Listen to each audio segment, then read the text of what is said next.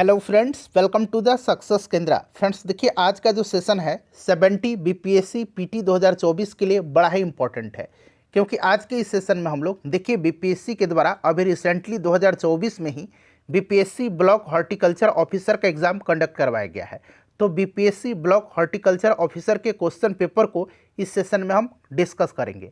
70 BPSC PT 2024 के लिए important है, क्योंकि यह पेपर जो है बीपीएससी ब्लॉक हॉर्टिकल्चर ऑफिसर का 2024 में ही बीपीएससी के द्वारा लिया गया है, और हो सकता है कि यहाँ से कुछ करंट अफेयर्स के प्रश्न आपके एग्जाम में यानी कि 70 बीपीएससी पीटी 2024 के पेपर में देखने को मिले। साथ ही साथ साइंस का भी प्रश्न इंपॉर्टेंट रहने वाला है, हिस्ट्री का, पॉलिटी का, ज्योग्राफी का। ओवरऑल ये क्वेश्चन पेपर देख लीजिए, बड़ा ही इंपॉर्टेंट है आपके एग्जाम के लिए। जो लोग भी 70 बीपीएससी पीटी 2024 देने वाले हैं वो लोग इसको जरूर देख लीजिएगा एग्जाम से पहले।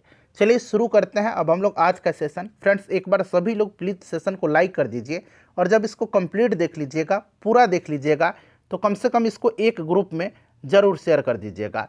चलिए शुरू करते हैं अब हम लोग आज का सेशन। तो फ्रेंड्स जैसे मैंने आपको बताया है कि आज के इस सेशन में हम लोग 70 बीपीएससी पीटी 2024 के लिए अभी बीपीएससी के द्वारा रिसेंटली 2024 में जो बीपीएससी ब्लॉक हॉर्टिकल्चर ऑफिसर का एग्जाम लिया गया है उसके क्वेश्चन पेपर को यहाँ पर हम डिस्कस करने वाले हैं।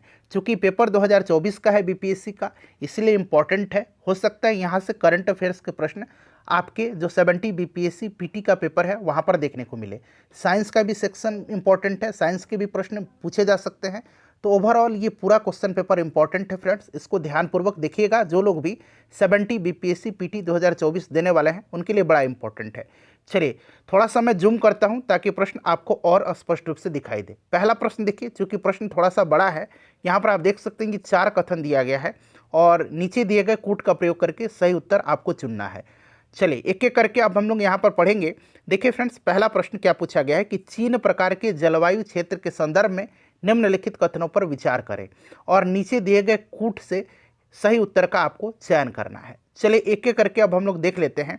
देखिए ये 3 प्रकार की जलवायु जो है ये दोनों गोलार्ध में 25 डिग्री से 40 डिग्री अक्षांशों के बीच स्थित है, ये सही दिया गया है। और इन प्रदेशों के पश्चिम में प्रायः शुष्क मरुस्थल पाए जाते हैं, ये भी आपका करेक्ट है। इनके निकटवर्ती सागरीय भाग में ठंडी जलधाराएं प्रवाहित होती हैं, ये गलत दिया गया, ठंडी जलधाराएं प्रवाहित नहीं होती है। और इन प्रदेशों में औसत वार्षिक वर्षा 100 सेंटीमीटर तक होती है, तो यहाँ 100 से 200 सेंटीमीटर ये गलत दिया गया है, ठीक है ना। तो पहला और दूसरा आपका करेक्ट दिया गया है, 100 सेंटीमीटर तक ही होती है, ठीक है। तो देखिए पहला और दूसरा कहाँ पर दिया गया है, तो ऑप्शन डी में दे रखा है, ठीक है फ्रेंड्स। चलिए उसके बाद अगला प्रश्न है, देखिए थोड़ा सा अब बड़ा कर देता हूँ। देखिए दूसरा प्रश्न क्या है कि पीवीसी किसका पॉलीमर है। पीवीसी जो है ये किसका पॉलीमर है, तो आपको पता है पीवीसी पॉली विनाइल क्लोराइड, यह जो है आपका विनाइल क्लोराइड का पॉलीमर है। ऑप्शन बी बिल्कुल राइट आंसर होगा इसका। चलिए उसके बाद देखिएगा कि निम्नलिखित में से कौन सा कथन सही दिया गया है, ठीक है। यहाँ पर 3 कथन दिया गया है, अब आपको पूरा दिखाई दे रहा है प्रश्न। बताइए कौन सा कथन इसमें से आपका सही दिया गया है, यहाँ से आपको आंसर चुन करके बताना है। देखिए फ्रेंड्स, अगर हम बात करते हैं इलेक्ट्रोस्टैटिक फोर्स का, इलेक्ट्रोस्टैटिक बल का, तो यह एक गैर संपर्क बल है, बिल्कुल सही है। इलेक्ट्रोस्टैटिक बल जो है एक गैर संपर्क बल है। चुंबक से वस्तुओं को उठाने की क्षमता संपर्क बल का उदाहरण है, संपर्क बल का उदाहरण है। बताइए सही है या ये गलत है। संपर्क नहीं, गैर संपर्क बल का उदाहरण है, तो ये गलत हो जाएगा। गुरुत्वाकर्षण बल एक गैर संपर्क बल है, बिल्कुल ये सही है। तो सही कौन सा दे रखा है, पहला और तीसरा आप देख सकते हैं सही दिया गया, जो कि ऑप्शन डी में दे रखा है, ठीक है फ्रेंड्स, पहला और तीसरा। चलिए अगला प्रश्न करेंगे। नेक्स्ट क्वेश्चन है कि उत्तर भारत का पहला मानव डीएनए बैंक 30 जनवरी 2024 को कहाँ स्थापित किया गया। देखिए जनवरी 2024 का करंट अफेयर्स का है, इसीलिए मैंने बोला है ये क्वेश्चन पेपर इंपॉर्टेंट है आपके एग्जाम के लिए, 70 बीपीएससी पीटी 2024 के लिए। ध्यानपूर्वक इसको देख लीजिएगा। तो ये बनारस हिंदू विश्वविद्यालय में उत्तर भारत का पहला मानव डीएनए बैंक 30 जनवरी 2024 को स्थापित किया गया। चलिए उसके बाद देख लीजिएगा कि किसने कांग्रेस के लिए सुरक्षा वाल्व शब्दावली का प्रयोग 1916 के यंग इंडिया में प्रकाशित लेख में किया था। चलिए बताइए, सुरक्षा वाल्व शब्दावली का प्रयोग 1916 के यंग इंडिया में प्रकाशित लेख में किया था, तो ये किया था लाला लाजपत राय ने। किन्होंने किया था, लाला लाजपत राय ने किया था। चलिए फ्रेंड्स उसके बाद देखिएगा कि हाल ही में इटली में 13 से 15 जून 2024 तक आयोजित 50वें G7 शिखर सम्मेलन में निम्नलिखित में से किस मुद्दे पर चर्चा नहीं हुई। अब देखिए थोड़ा सा डीपली प्रश्न पूछा गया है। सबसे पहले ध्यान रखिएगा कि 50वां G7 शिखर सम्मेलन हुआ था कहाँ, तो इटली में हुआ था। एक प्रश्न यहाँ से आपका कवर हो गया। और देखिए इसमें जो है किस मुद्दे पर चर्चा नहीं हुई थी, तो संयुक्त राष्ट्र सुधार जो है इस मुद्दे पर चर्चा नहीं हुई थी। बाकी गाजा युद्ध, यूक्रेन युद्ध और जो आपका क्लाइमेट चेंज है, जलवायु परिवर्तन है, इनके मुद्दे पर चर्चा किया गया था। बात G7 की करते हैं तो ध्यान रखिएगा भारत इसका सदस्य देश नहीं है। G7 के मेंबर कौन कौन से हैं, तो कनाडा है, फ्रांस है, इटली है, जर्मनी है, जापान है, यूके है और यूएस है।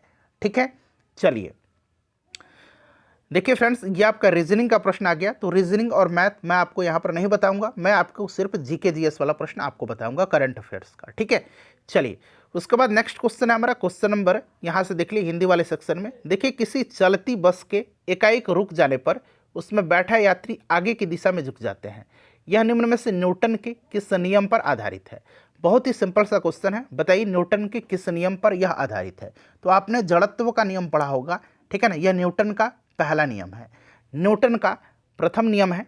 ठीक है ना, न्यूटन का प्रथम नियम, अगर कोई वस्तु विरामावस्था में है तो वो विरामावस्था में ही रहना चाहेगी जब तक कि उस पर कोई बाहरी बल कार्य नहीं करता है। अगर गति की अवस्था में है तो गति की अवस्था में ही रहना चाहेगी। ठीक है, चलिए उसके बाद अगला प्रश्न है कि संध्याकर नंदिन के रामचरित में केंद्रीय व्यक्ति कौन सा है। संध्याकर नंदिन का रामचरित्र है, ठीक है, रामचरित, और इसमें जो है केंद्रीय व्यक्ति यानी ये इस पर जो केंद्रित है उस व्यक्तित्व का नाम पूछा गया है। तो ध्यान रखिएगा ये जो संध्याकर नंदिन का रामचरित है ना, ये आपके पाल शासन के दौरान लिखा गया था।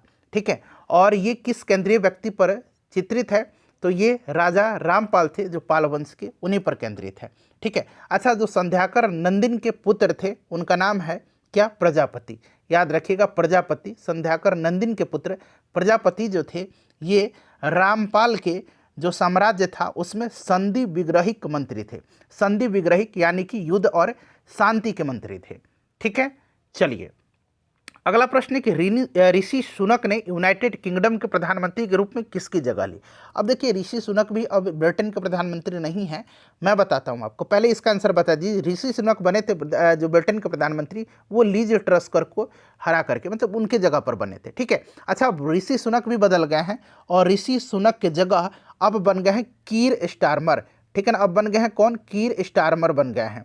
ठीक है, कीर स्टारमर अभी ब्रिटेन के प्रधानमंत्री हैं, ऋषि सुनक के जगह पर बने हैं। ठीक है, चलिए उसके बाद देखिए नीरा नहर किस राज्य में है। नीरा नहर बड़ा ही इंपॉर्टेंट है। अच्छा, बिहार का जो 38 जिला का करंट अफेयर है वो मैंने आपको कराया है, जाकर के देख लीजिएगा। और उसमें मैंने एक ओढ़नी डैम कराया हुआ था। ओढ़नी डैम बिहार के किस जिला में है, ओढ़नी डैम, तो ये बांका में है, याद रखिएगा। ओढ़नी डैम कहाँ पर है, बांका में। हो सकता है प्रश्न बन जाए आपके एग्जाम में, क्लियर। और देखिए घटना चक्र का पूरा सब्जेक्ट मैंने आपको कवर कराया हुआ है, सब्जेक्ट वाइज अलग अलग वीडियो में, जल्दी से रिवीजन कर लीजिए, एग्जाम में बहुत कम समय बचा हुआ है। तो ये नीरा नहर जो है ये महाराष्ट्र में है फ्रेंड्स, ध्यान रखेंगे आप, क्लियर। चलिए उसके बाद देख लीजिएगा विषम कौन सा है जो समूह से संबंधित नहीं है। तो यहाँ पर आपको प्राथमिक रंग दे रखा है, लाल, हरा और नीला, पीला इसमें से डिफरेंट है। चलिए 2023 में किस देश के सर्जनों ने दुनिया का पहला अनुवांशिक रूप से संशोधित सूअर का हृदय मानव में सफलतापूर्वक प्रत्यारोपित किया था। तो फ्रेंड्स ये कहाँ के वैज्ञानिक थे, बताइए कहाँ के सर्जन थे। तो फ्रेंड्स ये आपके थे कहाँ के, यूएसए के। ठीक है, ध्यान रखिएगा। चलिए उसके बाद देखिएगा अगला प्रश्न हमारा आ गया कि निम्न में से कौन से जो आपके प्रकार के कांच में सेरियम और अन्य दुर्लभ मृदा पाई जाती है जो बहुत अधिक परावैंगनी विकिरण को अवशोषित करती है। अब यहाँ पर देखिए पराविकिरण की बात आई हुई है, और सबसे पहले किस प्रकार के कांच में सेरियम और अन्य दुर्लभ मृदा पाई जाती है जो बहुत अधिक पराविकिरण जो है विकिरण है, परावैंगनी विकिरण, उसको अवशोषित करती है। तो हमने पढ़ा हुआ है क्रूक्स कांच। आपने क्रूक्स कांच पढ़ा है कि नहीं, जिसका उपयोग सन ग्लास में किया जाता है। और सन ग्लास में इसका उपयोग क्यों किया जाएगा, थोड़ा सा दिमाग लगाइए, क्योंकि यह यूवी किरण को अवशोषित करेगा। थोड़ा सा समझ में आ रहा है आपको। अच्छा, अब देखिए थोड़ा सा हम बात कर लेते हैं। तो ये आपका क्रूक्स कांच जो है ये यूवी किरणों को काट सकता है, या एक विशेष प्रकार का कांच होता है जिसमें आपके सेरियम ऑक्साइड जिसमें सेरियम ऑक्साइड होता है। ठीक है, क्रूक्स कांच में, और इसमें परावैंगनी विकिरणों को उच्च अवशोषित करने की क्षमता भी होती है। तो ऑप्शन डी क्रूक्स कांच राइट आंसर होगा। चलिए उसके बाद देखिएगा कि लोकसभा चुनाव 2024 से पहले अपने पद से इस्तीफा देने वाले चुनाव आयुक्त का नाम क्या है। देख सकते हैं करंट अफेयर्स कितना इंपॉर्टेंट है। तो इनका नाम क्या है फ्रेंड्स? इनका नाम है अरुण गोयल। अच्छा, अभी देखिए, अब जो है आपके एक मुख्य चुनाव आयुक्त होते हैं, मुख्य निर्वाचन आयुक्त, और 2 अन्य जो है चुनाव आयुक्त होते हैं।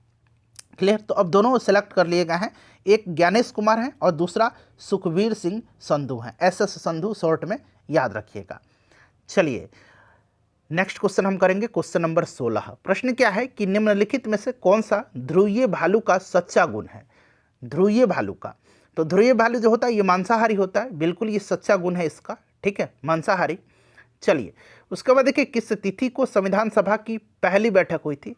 पहली बैठक हुई थी कब? 9 दिसंबर 1946 को, ठीक है। सच्चिदानंद सिन्हा बने थे अस्थायी अध्यक्ष, आपको याद होगा, ठीक है। चलिए उसके बाद देखिएगा कि निम्नलिखित विकल्पों में सही युग्म आपको चुनना है। सही कौन सा है? पंचवर्षीय योजनाओं से संबंधित है, तो देखिए सही मैं आपको बताता हूं। सही है आपका ऑप्शन सी, दूसरा पंचवर्षीय योजना जो है दूसरा। फ्रेंड्स इसका कार्यकाल 1956 से 1961 तक रहा था और ये PC महालनोबिस मॉडल पर आधारित था और इस पंचवर्षीय योजना में औद्योगिक विकास पर जोर दिया गया था, तो यानी कि उद्योग पर ध्यान केंद्रित था, ऑप्शन सी। और इसी दूसरी पंचवर्षीय योजना में भारत ने मिश्रित कृषि को अपनाया था, मिश्रित अर्थव्यवस्था को, ठीक है ना, मिश्रित अर्थव्यवस्था को अपनाया था। चलिए देखिए, विजयनगर साम्राज्य के 300 बंदरगाह होने और विभिन्न क्षेत्रों के साथ वाणिज्यिक संपर्क स्थापित करने के बारे में किसने बयान दिया था? विजयनगर साम्राज्य के 300 बंदरगाह होने और विभिन्न क्षेत्रों के साथ वाणिज्यिक संपर्क स्थापित करने के बारे में किसने बयान दिया था? तो ये बयान दिया था अब्दुल रज्जाक। यह एक फारसी यात्री था और फ्रेंड्स यह विजयनगर की यात्रा पर आया था देवराय द्वितीय के शासनकाल में, देवराय द्वितीय के शासनकाल में, ठीक है ना, इससे भी आप ध्यान रखेंगे। चलिए उसके बाद क्वेश्चन नंबर 20 है, मैथ का क्वेश्चन है, 44% आंसर होगा, आप भी बना लीजिएगा। देखिए भौतिक के विद्युत चुंबकत्व और प्रकाशिकी, ठीक है, भौतिकी के विद्युत चुंबकत्व और प्रकाशिकी क्षेत्रों में एकीकरण के लिए कार्य का श्रेय निम्न में से किस वैज्ञानिक को दिया जाता है? तो फ्रेंड्स अगर आपने पढ़ा होगा कि ये वैज्ञानिक कोई और नहीं है, ये वैज्ञानिक कौन है? तो ये वैज्ञानिक कौन है? तो फ्रेंड्स ये मैक्सवेल हैं, जेम्स क्लार्क मैक्सवेल। इन्होंने विद्युत चुंबकीय सिद्धांत का प्रतिपादन किया था, ठीक है ना, विद्युत चुंबकीय सिद्धांत का प्रतिपादन किया था। और विद्युत चुंबकीय प्रेरण की बात करें तो माइकल फैराडे, ठीक है ना, विद्युत चुंबकीय सिद्धांत का प्रतिपादन जेम्स क्लार्क मैक्सवेल ने किया था, ठीक है। चलिए देखिए, हाल ही में किस मुस्लिम बहुल देश ने हिजाब, महिलाओं के सिर पर ढकने वाला कपड़ा है हिजाब, उसके उपयोग पर इसे विदेशी परिधान करार करते हुए प्रतिबंध लगाने वाला कानून पारित किया है? तो यह देश कौन सा है? तो यह देश ताजिकिस्तान है, ठीक है, याद रखिएगा ताजिकिस्तान है। चलिए देखिएगा, फर्श टाइल्स बनाने के लिए प्रयुक्त मेलामाइन किसका उदाहरण है? अब मेलामाइन से प्रश्न जो है बीपीएससी ऑलरेडी पहले भी पूछा है, शायद 69वीं बीपीएससी में पूछा था। तो मेलामाइन का उपयोग किया जाता है अग्निशामक परिधान के रूप में, ठीक है। तो यहाँ पर देखिए राइट आंसर क्या होगा? ये उदाहरण है आपका किसका? तो ये उदाहरण है थर्मोसेटिंग प्लास्टिक का। किसका उदाहरण है मेलामाइन? थर्मोसेटिंग प्लास्टिक का। अग्निशामक परिधान के रूप में भी इसका इस्तेमाल किया जाता है, इसे भी आप ध्यान रखेंगे। चलिए उसके बाद देखिए अगला प्रश्न हमारा कि न्यूनतम आवश्यकताओं और प्रभावी उपभोग मांग के अनुसार टास्क फोर्स का गठन कब किया गया था? टास्क फोर्स का गठन कब किया गया था? तो फ्रेंड्स ये 1979 में किया गया था, ध्यान रखिएगा 1979 में किया गया था, न्यूनतम आवश्यकताओं और प्रभावी उपभोग मांग के अनुमानों पर। नेक्स्ट क्वेश्चन हमारा कि लोएस मृदा की उत्पत्ति में निम्न में से कौन सा कारक उत्तरदायी है? लोएस मिट्टी, ठीक है ना, तो इसमें पवन का मुख्य रोल होता है, तो वायु प्रक्रम यहाँ पर करेक्ट आंसर होगा। चलिए आहार नाल में अंगों द्वारा स्रावित कौन सा रस वसा के पाचन में महत्वपूर्ण भूमिका निभाता है? कौन सा रस है आहार नाल के अंगों द्वारा स्रावित जो वसा के पाचन में इंपॉर्टेंट रोल निभाता है? तो फ्रेंड्स ये आपका बाइल जूस है और पेनक्रियाटिक जूस है, ऑप्शन ए करेक्ट आंसर हो जाएगा। देखिए ग्रेफाइट निम्न में से किसका अपरूप है? तो ग्रेफाइट यह आपका कार्बन का है, आसान क्वेश्चन है ये।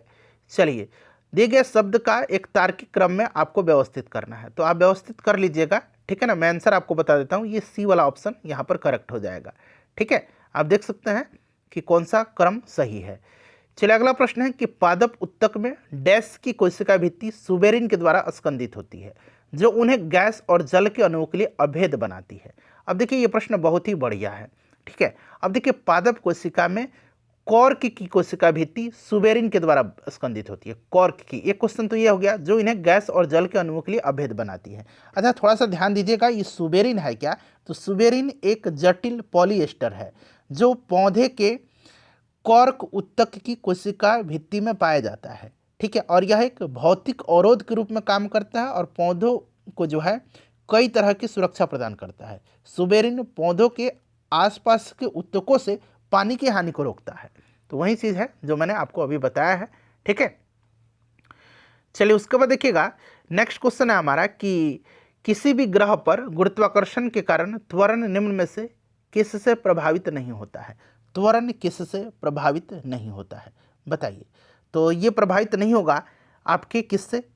तो वस्तु के द्रव्यमान पे। ठीक है ना, वस्तु के द्रव्यमान। ठीक है, याद रखिएगा। चलिए फ्रेंड्स, नेक्स्ट क्वेश्चन है हमारा, हाँ, कि इंग्लैंड में स्थित पिनाइन जो है, पिनाइन क्या है? तो ये पर्वत श्रेणी, यहाँ पर आप देख सकते हैं, थोड़ा सा छोटा कर देता हूँ। हाँ, देखिए, पिनाइन नामक पर्वत श्रेणी के विस्तार की दिशा। पिनाइन अगर पूछेगा क्या है, तो इंग्लैंड में स्थित एक पर्वत श्रेणी है। और पिनाइन पर्वत श्रेणी को इंग्लैंड की रीढ़ भी कहा जाता है। इंग्लैंड की रीढ़ भी कहा जाता है, इसे भी आप ध्यान रख सकते हैं। और यहाँ पर अगर हम बात करते हैं तो यहाँ पर इसका क्या होगा कि पिनाइन पर्वत श्रेणी का विस्तार की दिशा आपसे पूछा गया है। तो विस्तार की दिशा क्या होगा इसका, बताइए। इसका विस्तार दक्षिण से उत्तर है। यहाँ पर ऑप्शन डी में आप देख सकते हैं उत्तर से दक्षिण दिया गया है। ठीक है ना। चलिए उसके बाद देखिएगा कि किस तिथि को बंगाल विभाजन की घोषणा की गई थी। बंगाल विभाजन की घोषणा किया गया था 19 जुलाई 1905 को। ठीक है ना, किसी किसी बुक में आपको 20 जुलाई भी दिया गया है, लेकिन आप 19 जुलाई 1905 ही याद रखेंगे। ठीक है, और प्रभावी हुआ था 16 अक्टूबर 1905 को। चलिए देखिएगा, पेमा खांडू ने हाल ही में अरुणाचल प्रदेश के मुख्यमंत्री के रूप में शपथ ली। अब देखिए, इस प्रश्न को बीपीएससी ने जो है डिलीट कर दिया है। हालांकि पेमा खांडू मेरे हिसाब से तीसरी बार जो है आपके मुख्यमंत्री बने हैं अरुणाचल प्रदेश के। ठीक है, लेकिन कुछ कारण रहा होगा जिसके कारण बीपीएससी ने इसको डिलीट कर दिया है। ठीक है ना। चलिए उसके बाद नेक्स्ट क्वेश्चन है हमारा, देखिए नीचे दिए गए कथन है और आपका रीजन दिया गया, कारण और रीजन पढ़ना है और यहाँ से आपको सही आंसर बताना है। ठीक है ना। चलिए देखिएगा, पढ़िए क्या है कि भारत ने सरकार का संघीय स्वरूप अपनाया है। बिल्कुल, सॉरी, संसदीय स्वरूप अपनाया है, बिल्कुल सही है। और संसदीय स्वरूप को लिया गया है ब्रिटेन से। और राष्ट्रपति राज्य का नाममात्र का प्रमुख होता है, जबकि मंत्रिपरिषद प्रधानमंत्री की अध्यक्षता में वास्तविक कार्यपालिका होती है। ठीक है, ये भी आपका स्टेटमेंट सही दिया गया है। तो ए और आर आपका दोनों सही हैं और आर ए की सही व्याख्या भी कर रहा है। ठीक है, चलिए उसके बाद देखिएगा, सबसे बाह्य चक्र को कहा जाता है। अब देखिए, और इसमें बाह्यदल होते हैं। अब चूंकि ये प्रश्न जो है ये पुष्प से संबंधित है, फ्लावर से संबंधित है। चूंकि आप देख सकते हैं पुमंग, कोरोला, जयांग, केलिक्स, ये पुष्प के ही मुख्य भाग होते हैं। ठीक है, अब देखिए सबसे बाह्य चक्र को क्या कहा जाता है और इसमें बाह्यदल होते हैं। अब ध्यान दीजिएगा, फूलों में पौधों की प्रजनन संरचनाएं होती हैं और एक विशिष्ट फूल में 4 मुख्य भाग होते हैं। कौन कौन से? तो चारों का नाम यहाँ पर दे रखा है, पुमंग, कोरोला, जयांग और केलिक्स। ठीक है, और फूल के सबसे बाह्य चक्र में हरे पत्तेदार संरचना होती है जिसे हम लोग बाह्यदल कहते हैं। ठीक है, और बाह्यदल को सामूहिक रूप से केलिक्स कहा जाता है। तो यहाँ पर केलिक्स राइट आंसर इसका हो जाएगा। ठीक है, ध्यान रखेंगे। चलिए देखिए, प्रकाश तरंग निम्न में से किस प्रकार की तरंग है? तो प्रकाश जो है एक अनुप्रस्थ तरंग है, याद रखिएगा। चलिए उसके बाद नेक्स्ट क्वेश्चन है हमारा कि क्षारीय धातु अच्छे अपचायक होते हैं। इसका अर्थ है कि क्षारीय धातु अच्छे अपचायक होते हैं, इसका अर्थ है कि ये आसानी से इलेक्ट्रॉन खो देते हैं। ऑप्शन ए राइट आंसर हो जाएगा। चलिए उसके बाद देखिएगा कि निम्नलिखित में से कौन सी 74वीं संवैधानिक संशोधन अधिनियम 1992 में प्रदान की गई 3 प्रकार की नगर पालिकाओं में से एक नहीं है। 74वीं नगर पालिका से संबंधित है और 73वां पंचायत से संबंधित, ये आपको पता होगा। ठीक है, तो इसमें से देखिए टाउन एरिया कमेटी जो है यहाँ पर राइट आंसर इसका हो जाएगा। चलिए देखिएगा कि सोनहट कोयला खान जो है किस राज्य में है, बड़ा इंपॉर्टेंट है सोनहट कोयला खान। तो फ्रेंड्स ये छत्तीसगढ़ में है, ध्यान रखिएगा। सेंड्रोकोटस नाम की पहचान चंद्रगुप्त मौर्य से किसने किया था? सेंड्रोकोटस नाम की पहचान चंद्रगुप्त मौर्य से किसने किया था? तो सर विलियम जोन्स ने किया था। चलिए अगला प्रश्न हमारा देख लीजिए, नेक्स्ट क्वेश्चन है, हाँ यह आपका मैथ का क्वेश्चन है, इसको छोड़ देते हैं। देखिए किस मुद्दे पर सूरत में भारतीय राष्ट्रीय कांग्रेस का विभाजन हुआ था? तो ये विभाजन हुआ था आपको स्वदेशी आंदोलन के तरीकों को लेकर के, ठीक है। गर्म दल और नरम दल में फूट पड़ा था। 1907 में सूरत में कांग्रेस का अधिवेशन हुआ था, जिसकी अध्यक्षता किसने किया था? तो रास बिहारी घोष ने किया था। इसे भी आप ध्यान रखेंगे। स्वदेशी राइट आंसर हो जाएगा। देखिए नेक्स्ट क्वेश्चन है कि परमाणु रिएक्टर में ईंधन के लिए किस तत्व का उपयोग किया जाता है? सिंपल सा क्वेश्चन है, यूरेनियम का इस्तेमाल किया जाता है, ठीक है। चलिए अगला क्वेश्चन है हमारा। देखिए नेक्स्ट क्वेश्चन पूछा गया कि निम्न में से किस गैस का उपयोग तेल के ताज़ा नमूनों के लंबे समय तक भंडारण में किया जाता है? तेल के ताज़ा नमूने के लंबे समय तक भंडारण में किया जाता है। तो ये भंडारण में किया जाता है किसका उपयोग? तो हीलियम और नाइट्रोजन का। हीलियम और नाइट्रोजन का याद रखिएगा। यहाँ पर देखिए नाइट्रोजन दे रखा है, तो इसी से आप पकड़ सकते हैं। चलिए देखिएगा हरित ऊर्जा का अर्थ क्या है? नीचे दिए गए विकल्प में से सही आंसर आपको चुन करके बताने हैं। हरित ऊर्जा तो सौर ऊर्जा से उत्पादित बिजली, बिल्कुल ग्रीन एनर्जी की बात हो रही है। उसके बाद देखिएगा ये नहीं होगा, थर्मल प्लांट से नहीं होगा, भूतापीय से उत्पादित बिजली और पवन ऊर्जा से उत्पादित बिजली। तो 1, 3 और 4 यहाँ पर राइट आंसर हो जाएगा, जो कि आपका ऑप्शन नंबर बी में है, ठीक है। चलिए उसके बाद देखिएगा कि लूनी नदी के विषय में असत्य कथन कौन सा? गलत कथन। लूनी नदी का असत्य कथन, तो उद्गम इसका गुरु शिखर से यह असत्य दिया गया। उद्गम जो होता है इसका वो नाग पहाड़ यानी कि नागा पहाड़ियों से होता है, ठीक है। ये वाला असत्य है, बाकी अभी सभी जो है सही दिया गया है। चलिए उसके बाद नेक्स्ट क्वेश्चन है हमारा। देखिए भारत में हाल ही में किस देश के साथ स्थानीय मुद्रा निपटान प्रणाली स्थापित करने के लिए एक समझौते पर हस्ताक्षर किया है? वेरी इंपॉर्टेंट है, याद रखिएगा। यूएई के साथ किया है। किसके साथ? यूएई, संयुक्त अरब अमीरात के साथ किया है। नेक्स्ट है हमारा कि किस वर्ष समाजवादी कांग्रेस दल का गठन किया गया था? यह प्रश्न आपके लिए है, बड़ा फेवरेट क्वेश्चन है बीपीएससी का, और आपने भी कई बार इसको पढ़ रखा है। चलिए इसका आंसर फ्रेंड्स आप लोग मुझे कमेंट करके बताइए। एक क्वेश्चन मैं आपसे पूछता हूँ, एक आप आंसर कमेंट करके बताइएगा।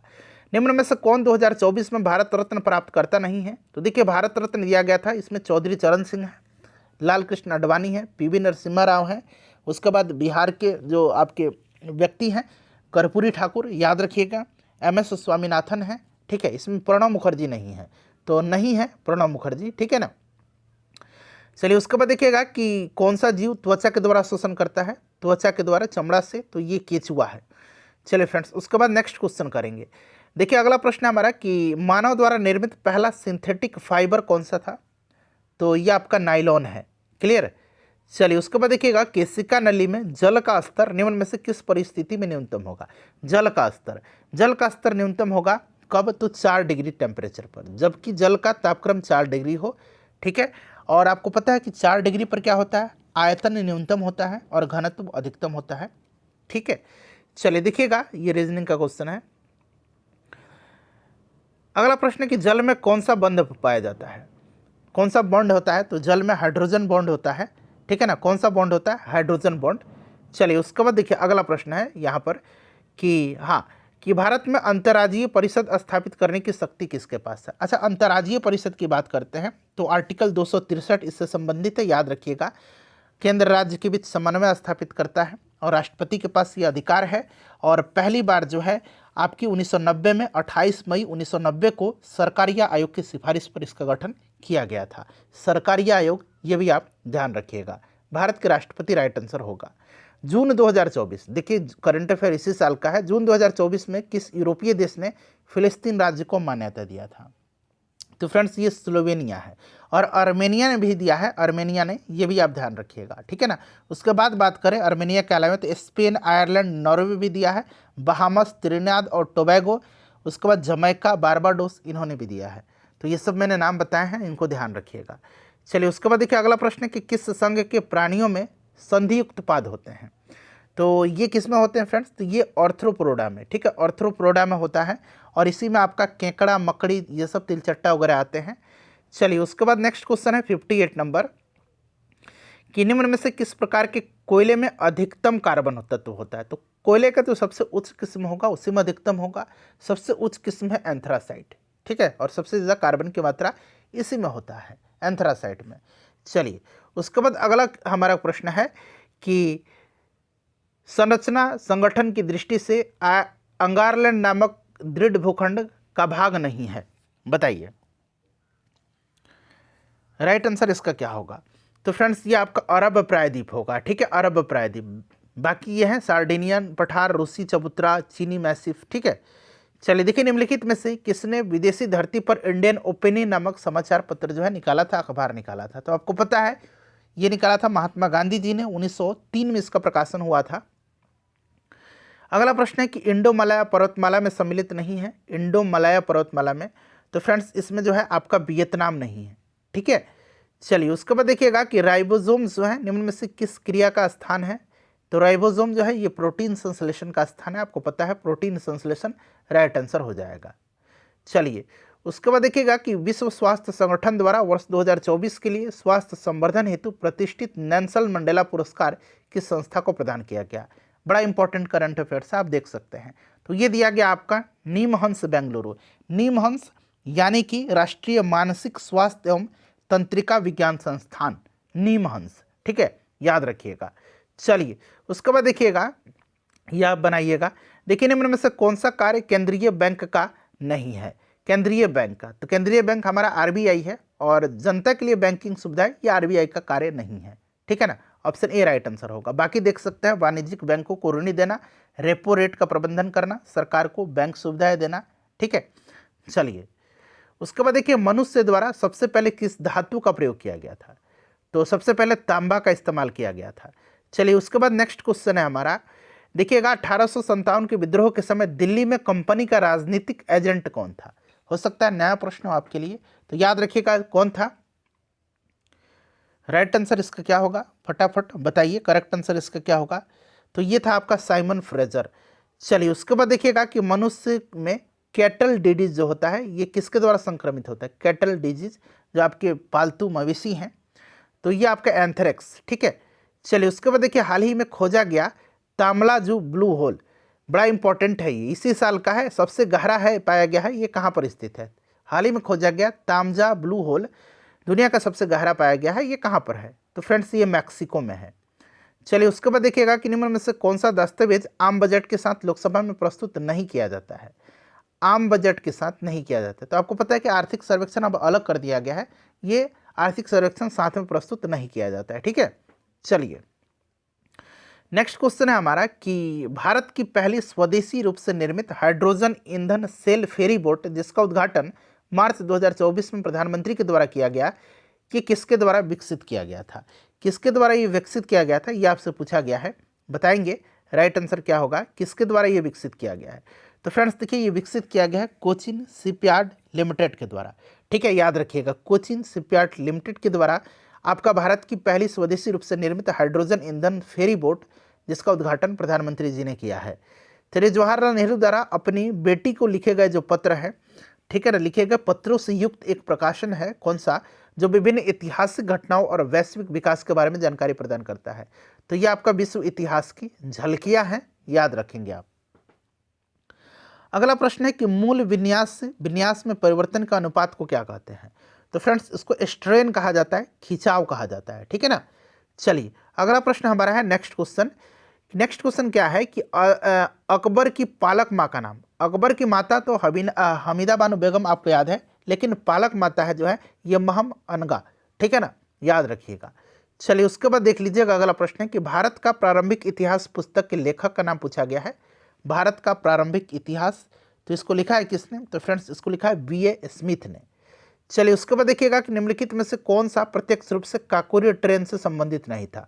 काकोरी ट्रेन, ठीक है ना, रामप्रसाद बिस्मिल, अशफाक उल्ला खान, राजेंद्र लाहिड़ी, रोशन सिंह, ठीक है ना, ये सब लोग थे, इसमें सुखदेव नहीं थे, ठीक है।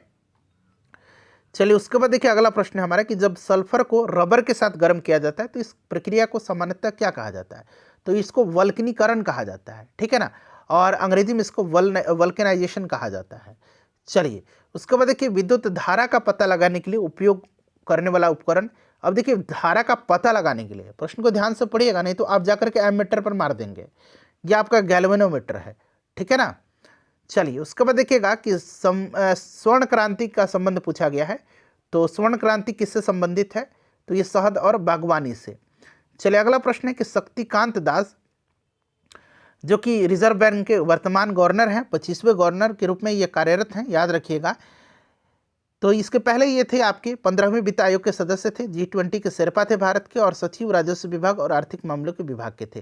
तो उपरोक्त सभी राइट आंसर हो जाएगा, ठीक है। चलिए उसके बाद नेक्स्ट क्वेश्चन है हमारा, अगला प्रश्न है कि 1906 में मुस्लिम लीग की स्थापना में किसने ब्रिटिश और प्रतिनिधिमंडल के बीच मध्यस्थता की भूमिका निभाई थी, बताइए। तो ये निभाया था किसने, तो आर्चबोल्ड ने निभाया था, याद रखिएगा आर्चबोल्ड ने निभाया था। यहाँ पर ऑप्शन में आप देख सकते हैं आर्चबोल्ड। 2023 में देखिए 2023 में होयसल के पवित्र समूह को प्रतिष्ठित सूची में जगह मिलने के साथ भारत में यूनेस्को विश्व धरोहर स्थल की संख्या बढ़कर के कितनी हो गई है। चूंकि 2023 पूछा है तो उस समय जब ये होयसल के पवित्र जो समूह था उसको जब यूनेस्को की धरोहर सूची में शामिल किया गया था तो भारत में यूनेस्को विश्व धरोहर स्थल की संख्या हो गई थी 42, लेकिन अब 43 हो गया है, अभी 43 हो गया है। क्यों, क्योंकि आपको याद होगा असम का जो मोईदम है, असम को मोईदम को विश्व धरोहर स्थल में सूची में शामिल किया गया है, तो अब 43 हो गया है। लेकिन उस समय 2023 में 42 था, लेकिन आप अभी वाला याद रखिएगा 43। चलिए उसके बाद देखिएगा कि निम्न में से कौन सा कथन सत्य है, तो देखिए बताइए और नीचे दिए गए कूट से सही आंसर का आपको चयन करना है। तो देखिए पौधे सूर्य के प्रकाश से ऊर्जा को कार्बोहाइड्रेट के रूप में संग्रहित भोजन में परिवर्तित करते हैं, सही है। पौधे में क्लोरोफिल पाया जाता है, बिल्कुल। और पौधे की कोशिकाओं में कोशिका भित्ति नहीं होती, हमने पढ़ा है कि पादप कोशिकाओं में कोशिका भित्ति होती है, तो पौधे में तो बिल्कुल कोशिका भित्ति होगी, तो ये गलत है। तो पहला और दूसरा राइट आंसर होगा, जो कि आप देख सकते हैं ऑप्शन सी में। चलिए उसके बाद देखिए मराठों के दौरान सर ए नौबत की उपाधि किसने धारण की थी, सर ए नौबत की उपाधि जो प्रमुख सैन्य अधिकारी था, मुख्य सैन्य अधिकारी था, उसी ने मराठों के दौरान सर ए नौबत की उपाधि धारण किया था। अब ये प्रश्न देखिए 2024 का ही करंट है कि 28 मार्च 2024 को अंतर्राष्ट्रीय न्यायालय ने निम्नलिखित के एप्लीकेशन से संबंधित मामले में इजरायल के खिलाफ अतिरिक्त अनंतिम उपायों का आदेश दिया था। तो ये आपका हो जाएगा 1948 का नरसंहार कन्वेंशन, ठीक है, इसको आप याद रखिएगा 1948 का। चलिए उसके बाद नेक्स्ट क्वेश्चन करेंगे।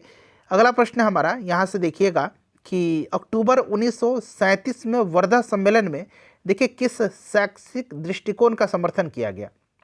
सभी ऑप्शन पढ़िए, अब सभी ऑप्शन दिख रहा है क्या आपको, हाँ दिख रहा है। चलिए बताइए राइट आंसर यहाँ पर क्या होगा। तो ये व्यावहारिक शारीरिक श्रम के साथ एकीकृत स्थानीय भाषाओं में शिक्षा की वकालत, ये इंपॉर्टेंट है, इसको ध्यान रखिएगा। 1937 में वर्धा सम्मेलन में किस शैक्षिक दृष्टिकोण का समर्थन किया गया था, ठीक है। चलिए उसके बाद देख लीजिएगा कि निम्न में से किस भारतीय राज्य तराई मृदा नहीं है, किस भारतीय राज्य में तराई मृदा नहीं है, ठीक है, बना लीजिएगा। तो इसमें से देखिएगा उत्तराखंड, हिमाचल, उत्तर प्रदेश में है, पंजाब में नहीं होगा, ठीक है। 18वीं लोकसभा के प्रोटेम स्पीकर के रूप में किसे चुना गया था, ये प्रश्न बार बार पूछा जा रहा है, भृतहरि महताब को।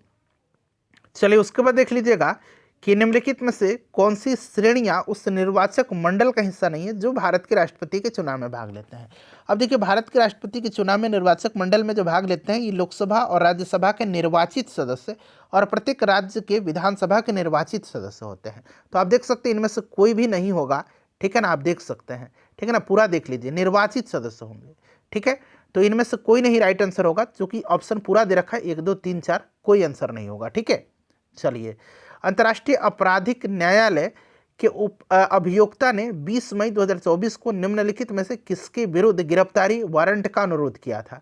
तो देखिए ये किया गया था आपके हमास के प्रमुख याह्या सिनवार के, इजराइल के रक्षा मंत्री के जो योआव गैलेंट है और इजराइल के प्रधानमंत्री बेंजामिन नेतन्याहू के खिलाफ।